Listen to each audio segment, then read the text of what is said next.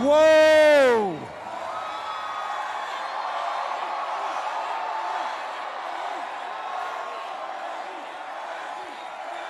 In case you haven't noticed, a lot of people here today.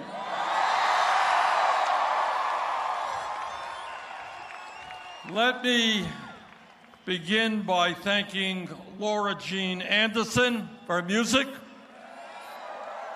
thanking Lily Hayden, violinist, thanking Tony Tig, our rapper, thanking Artemis Bell, who has stood up to Disney. Thank you, Artemis. Thank you, Eric Wise. Thank you, Congressman Ro Khanna, one of the great members of our Congress. And thank you, my fellow political revolutionary, Nina Turner.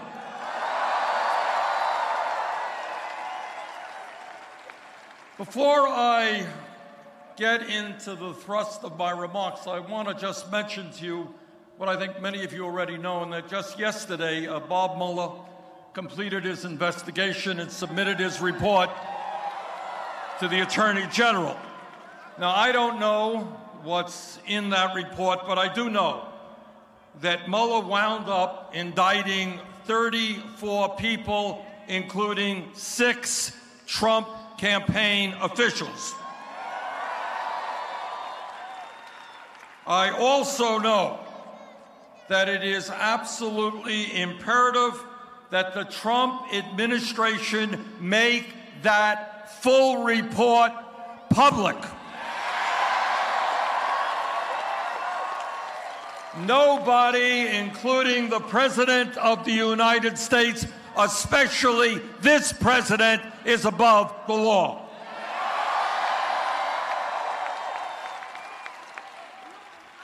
Today, we begin our campaign here in California. Yesterday, we had a great rally in San Diego.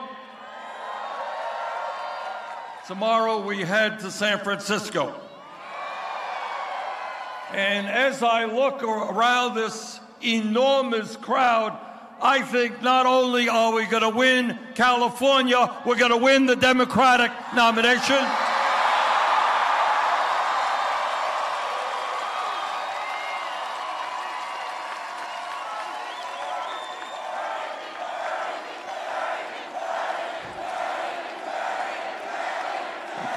And let me say something. Like every member of the U.S. Congress, I have an enormous ego. And I am excited and gratified to hear Bernie. But let me say this. It is not me, it is us.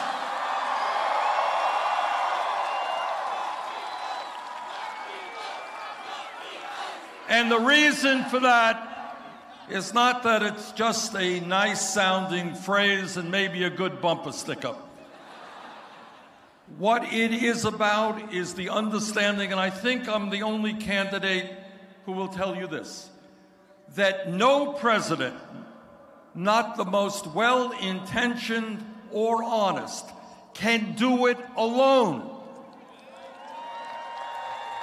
The powers that be, the powerful special interests on Wall Street and in the insurance companies and the drug companies and the military-industrial complex and the fossil fuel industry. These people have so much power that the only way we defeat them is when millions of people stand up and say loudly and clearly, change is going to come.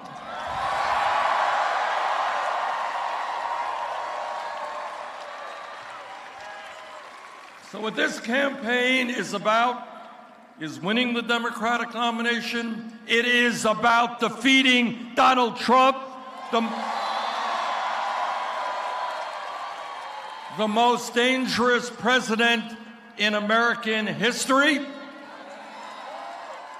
But it is also about transforming our government and our economy and creating a system that works for all of us, not just the 1%.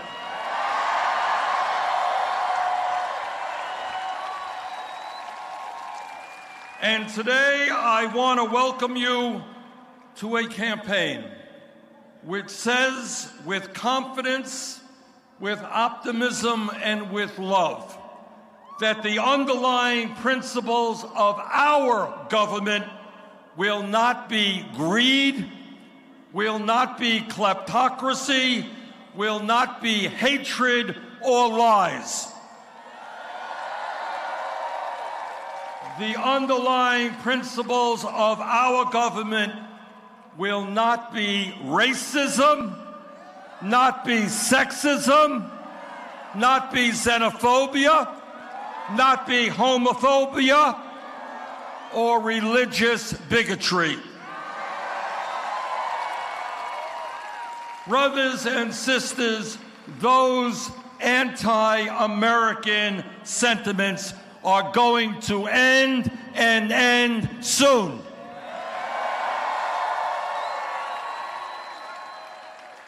The principles of our government, what we believe in, will be based on justice, economic justice, social justice, racial justice, and environmental justice. Now, Donald Trump and his friends want to divide us up, divide this country up, based on the color of our skin, our gender, based on where we were born, based on our religion or our sexual orientation. What this campaign is about and what our government is about is exactly the opposite. We are going to bring our people together. Black and white and Latino, Asian American, Native American, men and women, gay and straight, native-born and immigrant. And let me be very clear in telling you what justice means to me. It means that we will not sit idly by and allow this country to move forward into an oligarchic form of society. We will not accept 3 wealthy people owning more wealth than the bottom half of American society. We will not accept a handful of billionaires controlling the economic and political life of this nation.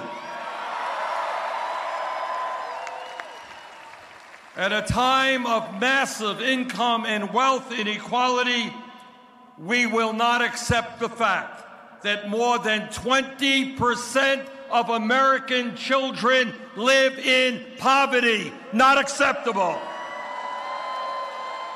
We will not accept the fact that veterans, men and women who have put their lives on the line to defend us, are sleeping out in the streets.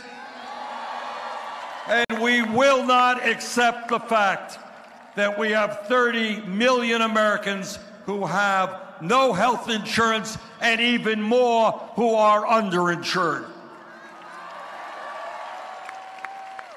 Justice means that we will no longer accept 46% of all new income going into the pockets of the 1%, while at the same time, in California and in Vermont and all over this country, you got workers who are forced to work 2 or 3 jobs just to take care of their families. We will not accept a moment in history when the very rich get richer, yet half of our people are living paycheck to paycheck. Scared to death that if the car breaks down, they can't get to work. And if they can't get to work, they lose their job. And if they lose their job, they cannot feed their kids. That is not acceptable to us. And when we talk about justice, we're going to end a situation where the CEOs of large corporations earn over 300 times what their workers make, while at the same time over 100,000 people in California are homeless, and so many of our people throughout this country are living in despair, have given up hope that for the third straight year, life expectancy in America is actually in decline. We're going to change that.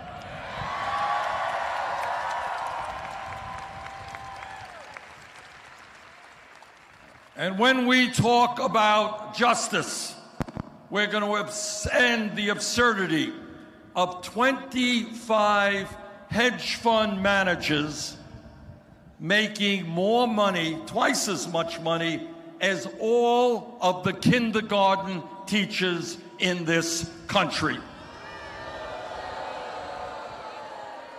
And when we talk about injustice, we not only talk about the national disparities that exist between the very rich and everybody else, we are going to focus and deal with racial injustice as well. It is not acceptable to me that black families in America today have 1/10 the wealth that white families have. It is not acceptable that the infant mortality rate for black women is 2.5 times what it is for white women. It is not acceptable that we still have redlining, preventing African American families from getting the housing that they need, that black businesses cannot get the loans they need at affordable rates, and that racism continues to exist within our criminal justice system. So when we talk about justice, we mean ending institutional racism in all of its ugly forms.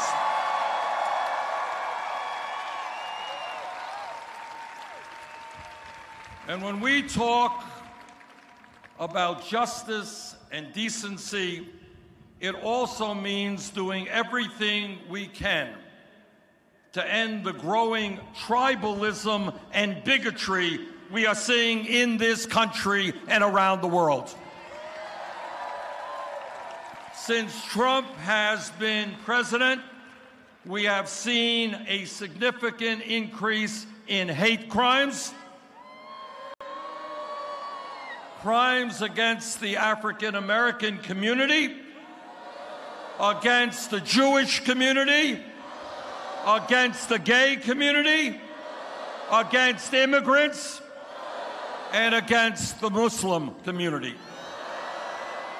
And let's be clear, this is not just an American phenomenon. It's taking place throughout the world. We were all shocked and disgusted by the mass killings last week of 50 Muslims in a mosque in New Zealand. This morning, I had the opportunity to meet with members of the Muslim community at the Islamic Center of Southern California. And this is a promise I made to them, and I make to you, and I make to every American. As President of the United States, I will not have kind words to say about authoritarian leaders around the world who espouse bigotry and hatred.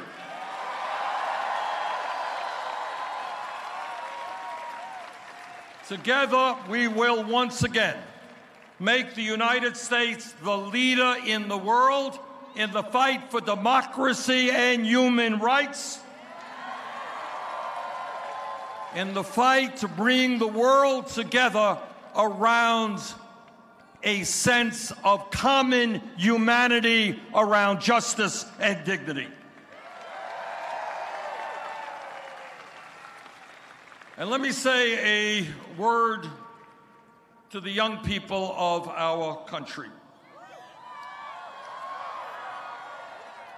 At a moment in history where we are seeing a huge explosion in technology and huge increases in worker productivity, we will no longer accept a situation in which the younger generation will have a lower standard of living than their parents. Not acceptable. I have 4 kids and 7 grandchildren.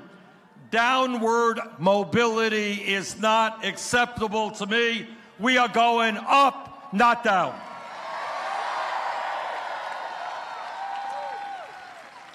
And brothers and sisters, our fight is not only for economic justice, it is for political justice.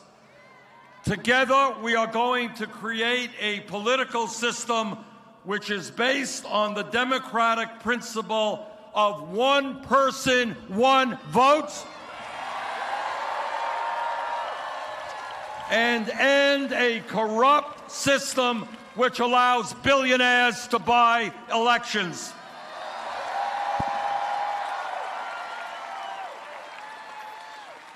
Yes, together we are going to overturn Citizens United. Yes, we are going to end voter suppression. And yes, we're going to move toward public funding of elections so that anyone who wants to run for office can do so without being dependent on billionaires. As many of you will recall, when we first launched our campaign back in 2015, very few people took that campaign seriously. I think when we began, we made page 19 of the New York Times. That's a paper out east, by the way. And the ideas that we talked about were considered by establishment politicians and mainstream media as being too radical, too extreme, ideas that they said people of America would never support. Raising the minimum wage to a living wage. Oh, much too radical. Guaranteeing health care to all people as a right. Can't happen in America, too radical. Creating up to 15 million jobs by rebuilding our crumbling infrastructure with $1 trillion investment, too radical. And imagine combating climate change aggressively to save the planet, too radical. Oh, and here's another one. Oh my God, this will never happen. Legalizing marijuana. Oh my God, too radical. Reforming our broken criminal justice and immigration systems. Too radical. Not having a super PAC and being dependent on millionaires to get elected, too radical. And listen to this one, ending the power of superdelegates at the Democratic National Convention. Unheard of, couldn't happen. Too radical. Well, brothers and sisters, a funny thing has happened over the last couple of years. Turns out that justice is not too radical an idea for the American people. In 2016, we won victories in 22 states around the country. We won over 13 million votes, over 1,700 delegates at the Democratic Convention. And most importantly, for the future of this country, during that campaign, we won more votes from young people, Black and white and Latino, Asian American, Native Americans, more votes from young people than Clinton and Trump combined.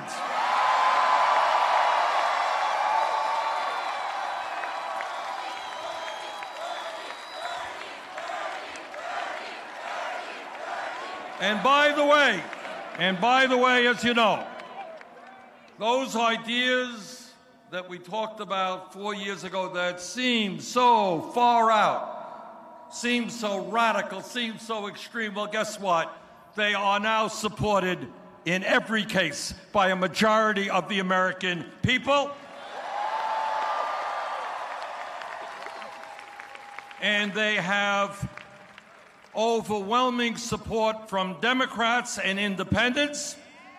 And they are ideas that Democratic candidates from school board to president now support.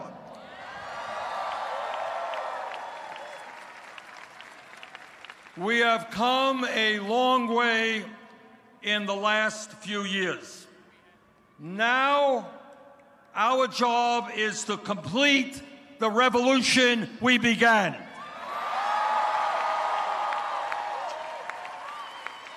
Our job now is to turn our progressive agenda and our vision for America into reality.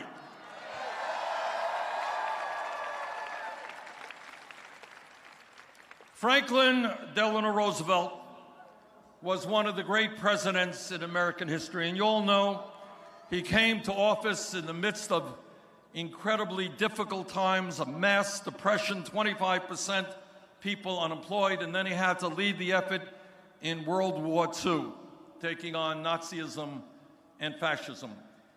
In 1944, at the end of his presidency, he gave a State of the Union speech which was not widely reported. But what he said in that speech was profound and what motivates me here with you today. And what he said is that our Constitution is a great document. It guarantees political freedoms, freedom of religion, freedom of assembly, freedom of the press, etc. Very, very important in a democratic society. But what he also said is that our Constitution does not guarantee economic rights. That the right to a decent job, the right to health care, the right to education is a human right.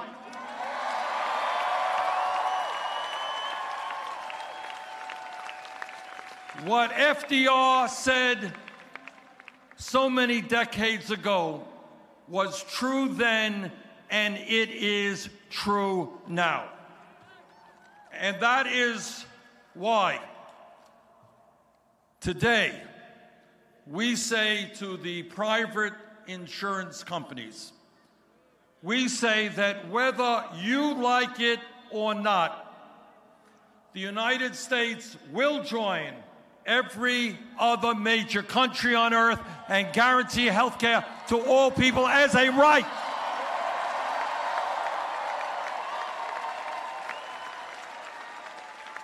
Health care is a right for human beings, not a privilege. It is not a radical idea to say that if you get sick, you can go to the doctor. It is not a radical idea to say that if you end up, God forbid, in a hospital, you can come out of that hospital without your family going bankrupt.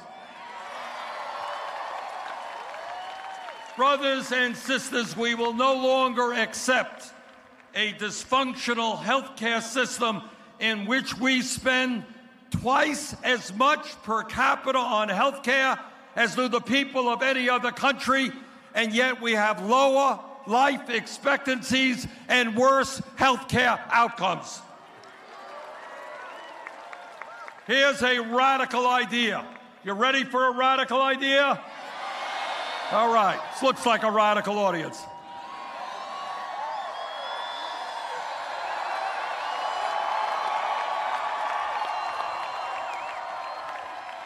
Here it is. Are you ready? All right. The goal of healthcare is to provide quality care to all, not to have insurance companies make billions of dollars a year off our sickness.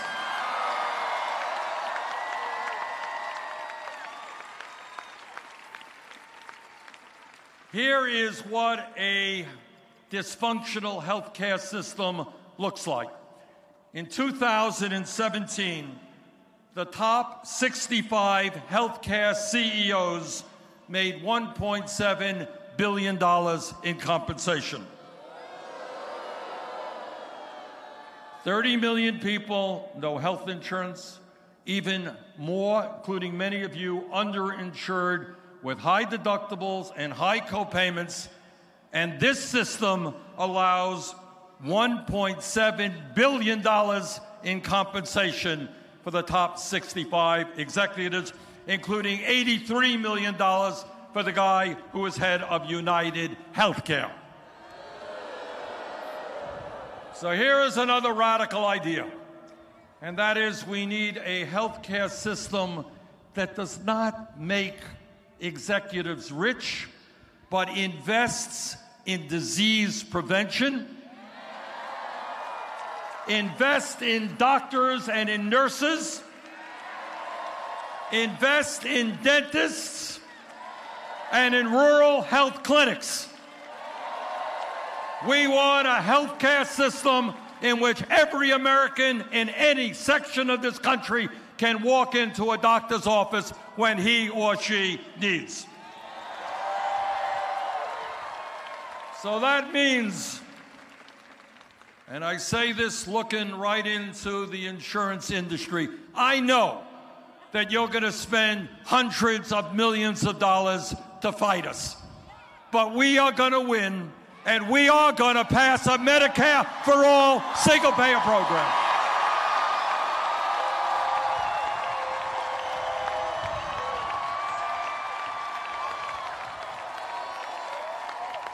Never forget, healthcare is a human right, not a privilege. And today we say to the allies of the insurance industry, and that is the pharmaceutical industry, we say loudly and clearly that we are going to end your outrageous greed, which forces the American people to pay, by far, the highest prices in the world for the prescription drugs they need. You want to hear what another example of a dysfunctional healthcare system? Last year, 5 major drug companies made over $50 billion in profit. Meanwhile, 1 out of 5 Americans cannot afford to fill the prescriptions their doctors write. How insane is that?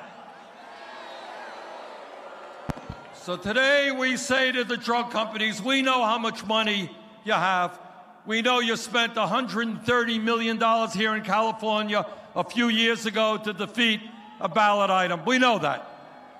But we are going to take on your greed. We are going to significantly lower the cost of prescription drugs in this country.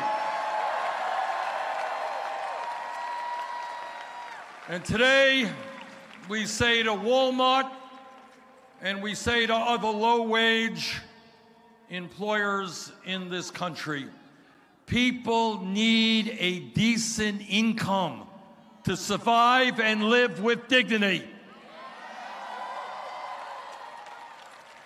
Stop paying your employees starvation wages. Nobody who works 40 hours a week in America should be forced to live in poverty. So together, whether Walmart and the other low-wage employers like it or not, we're going to raise the minimum wage to a living wage, $15 an hour. And importantly, we are going to make it easier for workers to join unions. We need to grow the trade union movement in this country. Now, 4 years ago, when we talked about raising that minimum wage to $15 an hour, it seemed like an impossible dream. Well, I am happy to tell you that 5 states in this country, including California, have already raised that minimum wage. I am happy to tell you that we have pressured Amazon and Disney to raise their minimum wage to $15 an hour. And I am very proud to tell you that a couple of weeks ago, the U.S. Congressional Committee on Labor and Education reported out a bill that I believe will soon pass the House of Representatives to raise the federal minimum wage from a starvation wage of $7.25 to $15 an hour.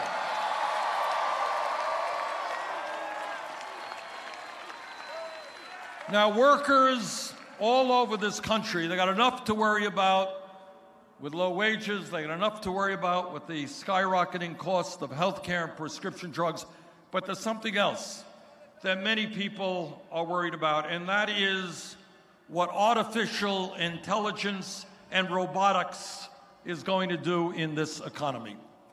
So we say to corporate America that the function of artificial intelligence and robotics must be to improve the standard of working people in this country, not throw them out on the streets.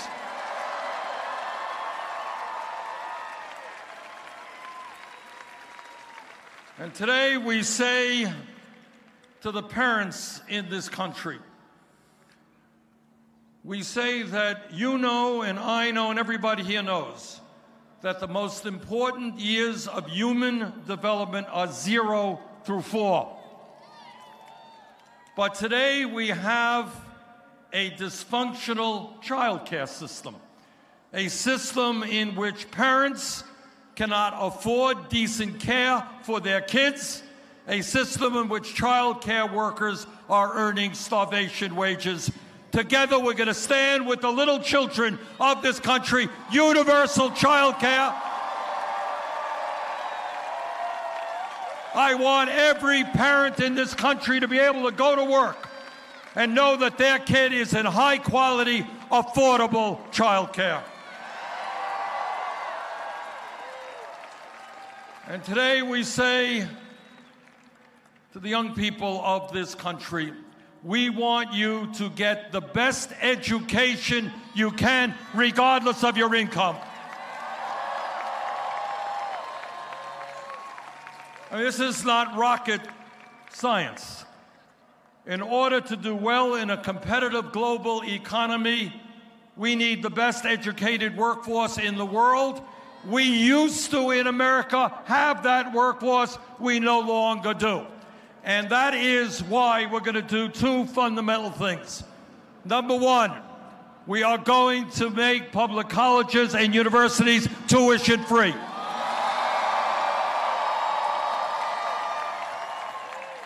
A few years ago, people thought that was a radical idea. Not anymore. Not anymore. And the second thing we're going to do, and let me ask you a question. How many of you are dealing with student debt in this country?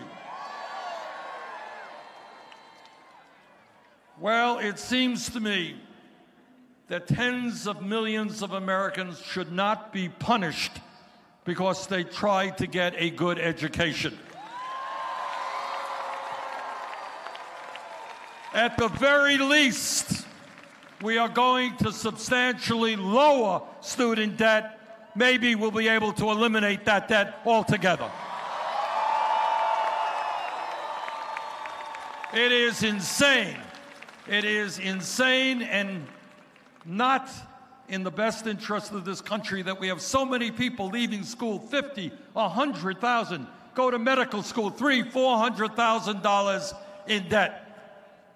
I want everybody in this country who wants a higher education to be able to do so and not have to pay off debt for decades. We're going to change that.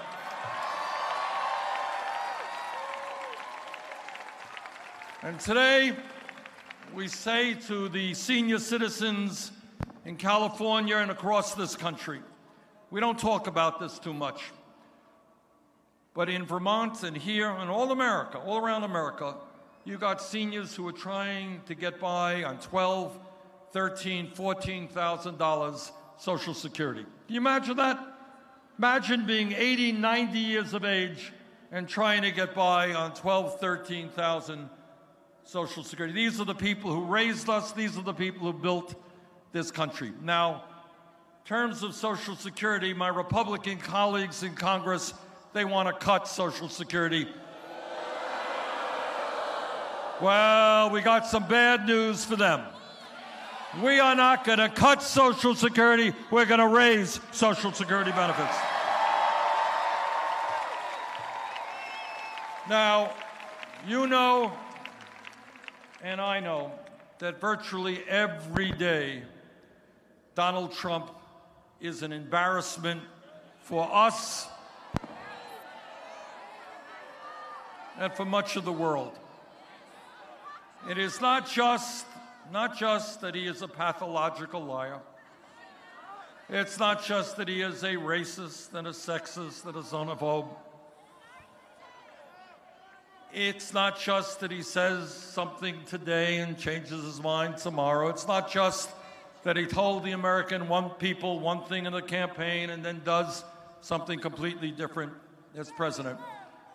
But it is the fact that we today have an administration that very dangerously rejects science. So today we say to Trump and his allies in the fossil fuel industry, climate change is not a hoax. Climate change is a dangerous reality for this country and for the entire planet.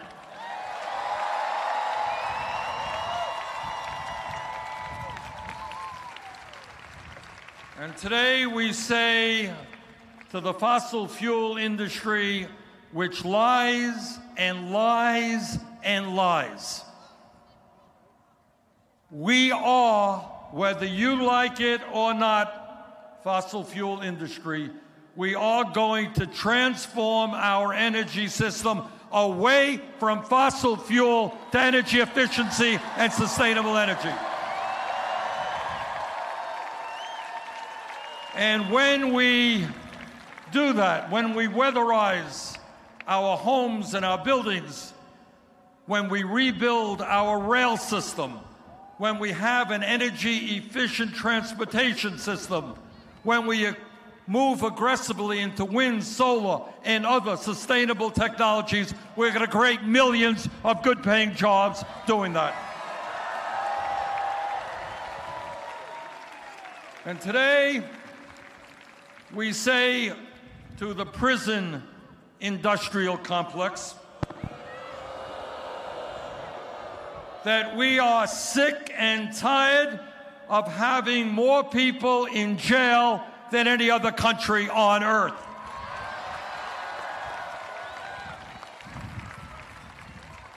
Instead of spending $80 billion a year locking up fellow Americans, our administration is going to invest in young people. We're going to invest in jobs and education, not jails and incarceration. Our job is to get people out of jail, not into jail. And when we talk about criminal justice reform, we are talking, among other things, about ending private prisons and detention centers. No more profiting from locking up fellow Americans. And when we talk about criminal justice reform, we are talking about ending the so-called war on drugs. Too many people's lives have been destroyed. Too many people have not been able to get jobs because they had criminal records for possession of marijuana. We're going to end the war on drugs. And when we talk about real criminal justice reform, I want all of you to know something that not a lot of people know, that right now, today, as we speak, there are hundreds of thousands of Americans in jail. Their crime is that they are poor and cannot afford cash bail. We're going to end that cash bail system. And by the way, when we talk about criminal justice reform, it means not just that we're not going to be locking up people for nonviolent crimes or giving criminal records for people who possess marijuana. It is a little bit absurd that tens of thousands of people every year get records for smoking marijuana, but not one CEO on Wall Street went to jail for helping to destroy the American economy through their illegal activities. Criminal justice system means justice for all, even if you're a Wall Street CEO. And today, we say loudly and clearly that instead of demonizing the undocumented immigrants in this country, we are going to pass comprehensive immigration reform and provide a path toward citizenship.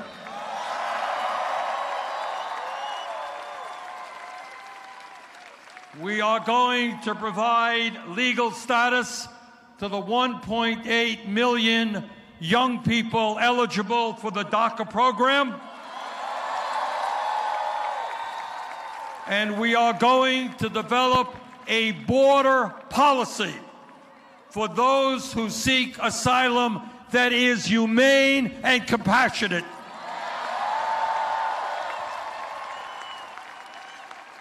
The United States must never be about tearing little babies from the arms of their mothers. And today we say to the military-industrial complex that we will not continue to spend more money on the military than the next 10 nations combined. We are going to invest in affordable housing. We're going to invest in public education. We are not going to invest in never-ending wars.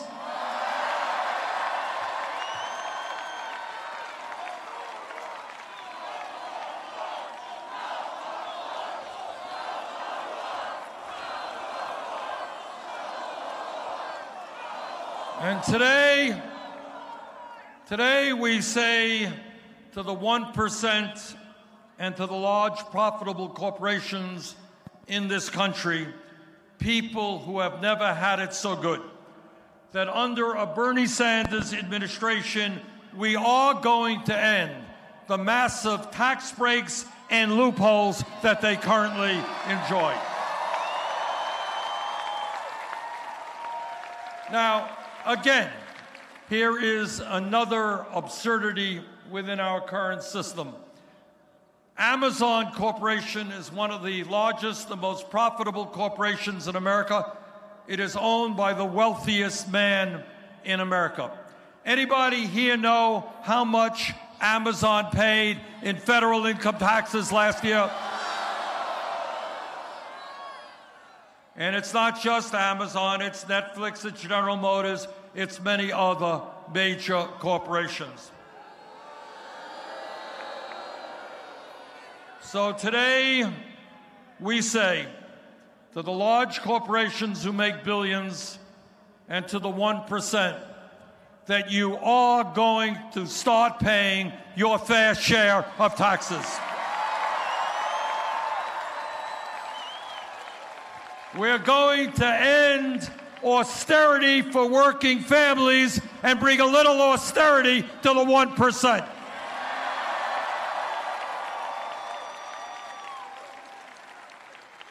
Brothers and sisters, we are going to defeat Donald Trump, and I'll tell you how we're going to do that. We're not going to do it because I am a billionaire or because we have a super PAC. Ain't the case. We're going to win this election because we are going to put together the strongest grassroots movement in the history of American politics.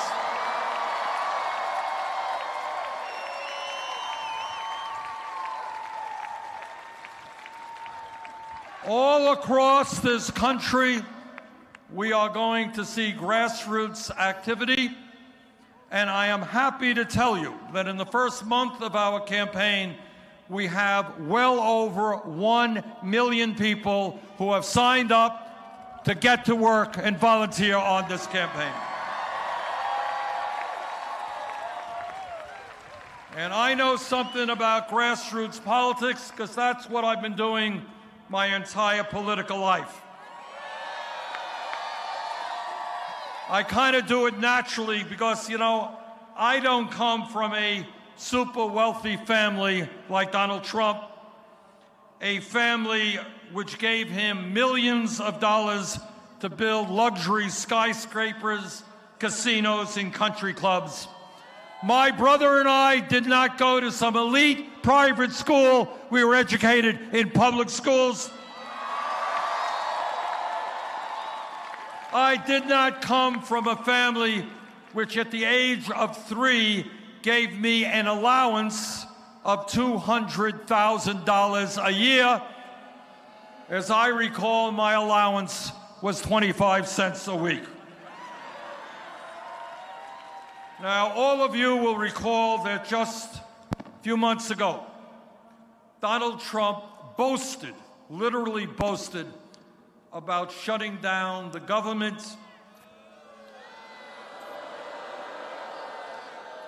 and leaving some 800,000 federal employees without income to pay their bills. Now, I guess that when you are a billionaire, you may not know that people struggle every month to pay the mortgage, to pay the health care bills, to turn the lights on, to put gas in the car. I guess if you are a billionaire like Trump, you don't know that half of America is living paycheck to paycheck. Well, I know that because my family lived paycheck to paycheck. I know where I come from, and that is something I will never forget.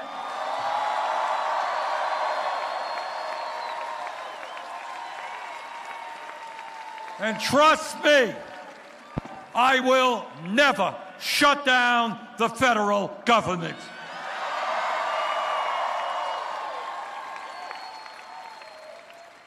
During the next couple of months, you're going to be hearing from a number of candidates about their ideas. So I wanted to be as clear as I can be, as specific as I can be, what I believe we together should be doing in the White House.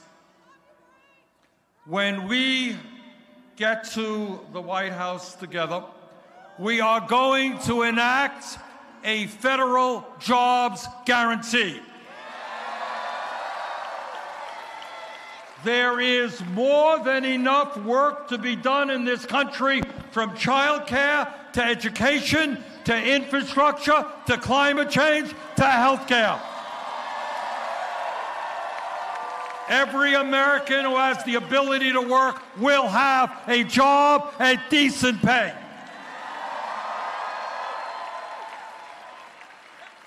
When we are in the White House, we are going to end the decline of rural America, but we will also attack urban gentrification.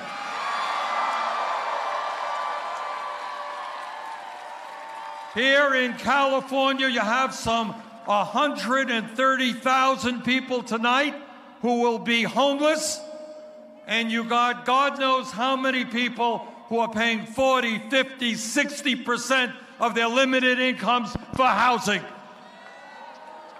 We're going to put people to work building the affordable housing that the American people deserve.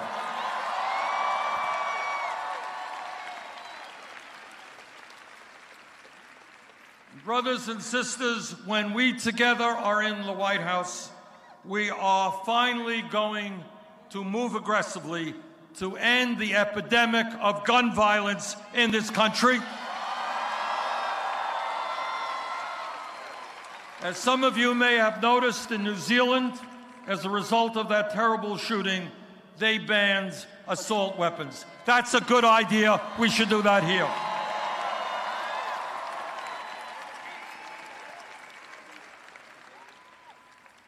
When we together are in the White House, we are going to protect a woman's right to control her own body.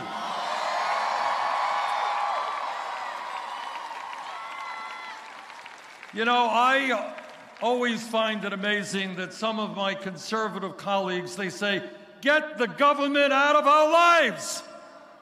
We hate big government. But if you are a woman, apparently it's okay for the federal government, the local government, the state government to tell you what to do with your body. We're going to change that.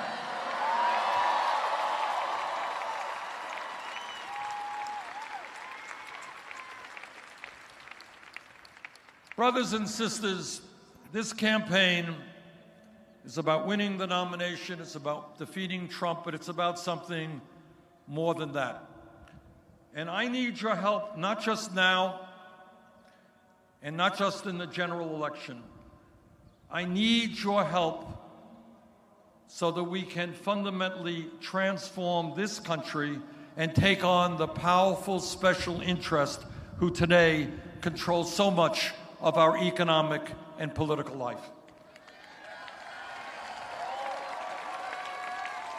So the bad news is I need you now, but I'm going to need you after the election.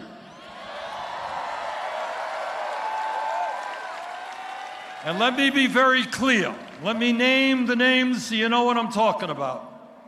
When we talk about powerful special interests, we are talking about Wall Street. We are talking about 6 financial institutions, 6, that own that have assets equivalent to 54% of the GDP of this country. Together, we are going to break those huge banks up. And when we talk about taking on powerful special interests, we're talking about taking on the insurance companies and the drug companies. If we are going to go forward for a Medicare for all single-payer program, if we're going to go forward in lowering the cost of prescription drugs, we're going to have to stand up and take those entities on. And we're talking about agribusiness, we're talking about the prison industrial complex, we're talking about the fossil fuel industry, we're talking about the special interests who run this country. Now, brothers and sisters, the truth is that these powerful special interests not only have an enormous amount of power, they have unlimited amounts of money, and they have a lot of input into what goes on in the media. So taking them on, let's be clear, is not going to be easy. But this is what I believe from the bottom of my heart. If we stand together, if we do not allow Trump and his friends to divide us up, if we come together as black and white and Latino, Native American and Asian American, if we come together as gay and straight, men and women, native-born and immigrant, if we come together as East and West, North and South, rural and urban, if we come together as one people, we understand that although they have the wealth and the power, at the end of the day, they are the 1%. We are the 99%.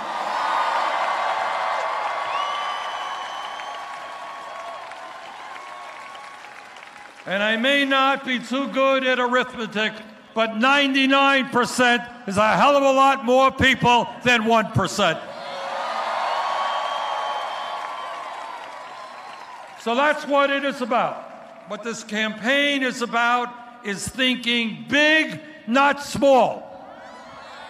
We have already helped transform political thinking in this country over the last 4 years, and we've got to continue to do so. This is the wealthiest country in the history of the world. People should not be sleeping out in the streets. People should not be leaving college deeply in debt.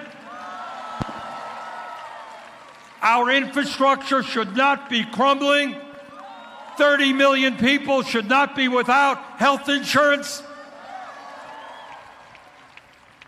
Think big, not small. Don't let them divide us up. That is what demagogues always do. So I believe from the bottom of my heart that when we stand together, when we keep our eyes on the prize, when we know where we are going in creating a government and an economy that works for all of us, when we go forward together, nothing is going to stop us.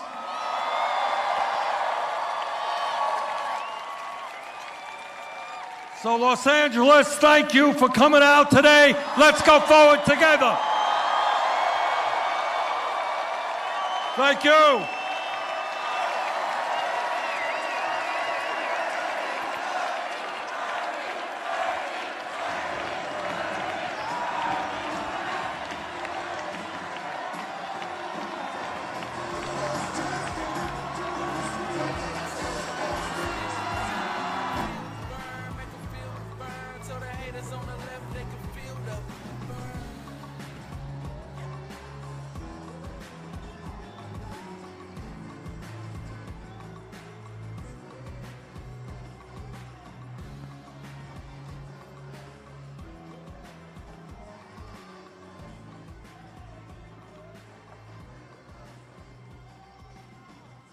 All right. Well, I wasn't even expecting to do this, and I don't even have a card or anything. So thank you all for being here, and talk to you later. See you tomorrow. We got 2 shows in the morning, 10 a.m. with Larry, and then I will be streaming the last rally. So see you then, everybody. Thanks for being here.